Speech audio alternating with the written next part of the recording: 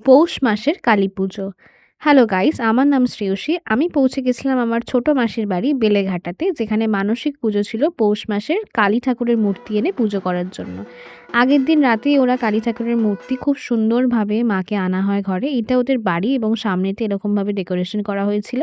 পাশেই ক্লাব ছিল, সেই ক্লাবে খাওয়া-দাওয়া হয়। এখানে আমি আর ভাই মিষ্টি আনতে গেছিলাম ঠাকুরকে দেওয়ার জন্য। আগে থেকে সবকিছু কিনে রেখেছিলাম, শুধু মিষ্টিটাই বাকি ছিল।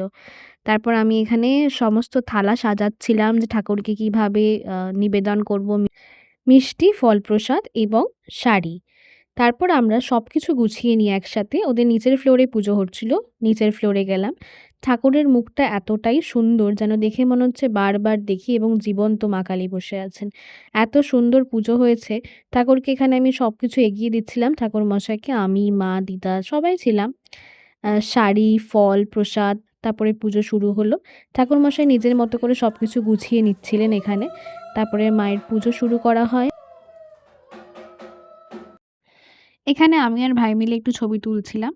তারপরে ৭টা-৮টার দিকে সবাই মিলে বসে মায়ের পুজো দেখা হয়, পুজো শুরু হয়। খুব সুন্দরভাবে পুজো চলে। প্রায় ৩-৪ ঘন্টা ধরে পুজো হয়, যজ্ঞ হয়। তারপরে আমরা গেছিলাম স্টার্টার খেতে। কফি ছিল, একটা ভেজ পকোড়া ছিল অ্যান্ড পনির ছিল। এখানে ভাই আমাকে সব এনে দিচ্ছিল।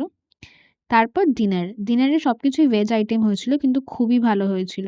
কড়াইশুঁটির কচুরি, ভেজিটেবল চপ, রাইস, ধোকার ডালনা, ছানার কোফতা, চাটনি, পাঁপড়, মিষ্টি। ব্যাস এভাবেই আমরা পুজো এনজয়